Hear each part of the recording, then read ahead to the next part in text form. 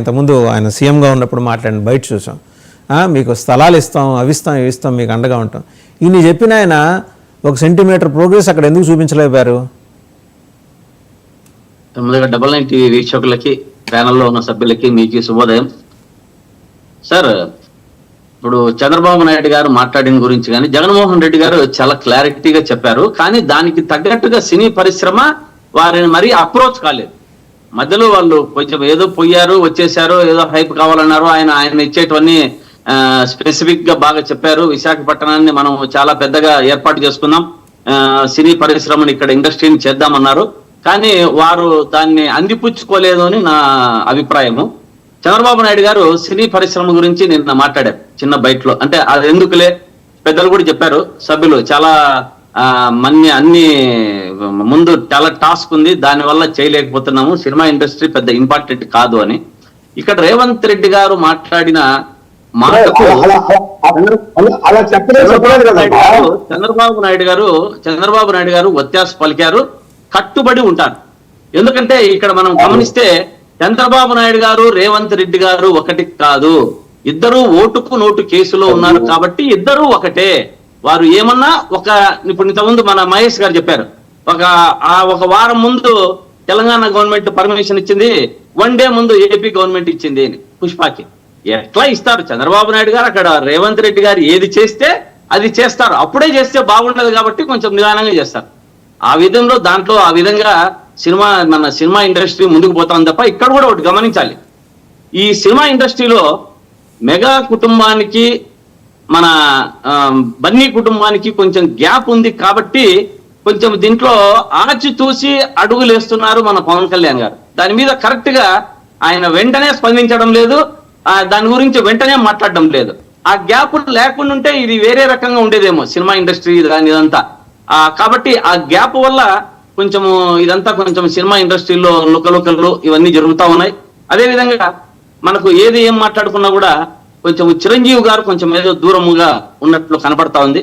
ఆయన కొంచెం, ఎందుకంటే మోహన్ బాబు గారు కొన్ని పరిస్థితులలో వారి యొక్క కుటుంబ దీని మీద ఆయన కొంచెం అడుక్కుపోయారు కాబట్టి మాట్లాడే వాళ్ళు ఇంకెవరు కనపడడంలే, అంత ప్రోత్సాహంగా ముందుకు రావడంలే.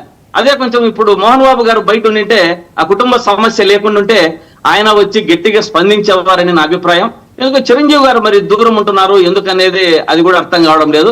కాకపోతే ఈ చిరంజీవి గారు మన పవన్ కళ్యాణ్ గారు కానీ నాగబాబు గారు ముందుకు రాలేకపోతున్నారంటే ఇంకొక సినిమా తీస్తున్నారు మోడీ గారు. అంటే జమ్లీ 2027 అనే పెద్ద మెగా పిక్చర్, అన్నిటికంటే ఇండియాలో చాలా పెద్ద పిక్చర్ తీస్తున్నారు. ఇప్పుడే ముందుకు వస్తే దాంట్లో ఏమన్నా యాక్ట్ చేయలేకపోతామేమో. దాంట్లో 3 ఉంటారు హీరోలు, 3 బ్రదర్స్. ఆ 3 బ్రదర్లో ఎవరు హీరో అవుతారనేది సస్పెన్స్ లాస్ట్ లో తెలుస్తుంది. దాంట్లో మోడీ గారు ప్రొడ్యూసరు, అమిత్ షా గారు డైరెక్టర్. ఈ డైరెక్షన్ లో పెద్ద సినిమా ఉగాది తర్వాత ఆ సినిమా రిలీజ్ అయింది. 3 హీరోలు ఎవరు చెప్పేయండి, ఎందుకు మళ్ళీ ఉత్కంఠ చెప్పేయండి. ఆ 3 అంటే ఉత్కంఠ ఏం లేదు, మీకు చాలా సార్లు చెప్పా. మోడీ గారు ఒక బీజేపీ జనసేన కూటమి తెలుగుదేశంని మామూలుగా నిట్ట నిలువున ముంచేస్తుంది ఉగాది తర్వాత అన్నది అందరికీ తెలిసిన విషయమే. సముద్రంలో మన మధ్యలో ఉంది పాపం టీడీపీ పార్టీ. దీంట్లో ఒకసారి గమనించండి వసుదేవన్ గారు, తెలుగుదేశం పార్టీకి మొదట్లో వైసీపీ నుంచి పోయినట్టు ఇప్పుడు ఎవరన్నా పోతున్నారా? పోవడం లేదు. ఎక్కడి నుంచి పోతున్నారు? ఎక్కడి నుంచి పోయినా జనసేన వైపు, బీజేపీ వైపు ప్రయాణం చేస్తున్నారు. ఎందుకు అన్న అంశాన్ని గుర్తుపెట్టుకుంటే తెలుగుదేశం పార్టీ అనేది ఈ ఉగాది తర్వాత సముద్రంలో మునిగిపోయే నావా. కాబట్టి మనం ఎప్పుడు కూడా జనసేనను, బీజేపీని పట్టుకోవాలనుకుంటున్నారు, దాన్నే పట్టుకుంటారు. ఆ సినిమా మోడీ గారు తీస్తారు, ఉగాది తర్వాత బయటకు వస్తుంది. దాంట్లో చిలక జోస్యం ఎవరు చెప్తారండి శ్రీకాంత్ గారు?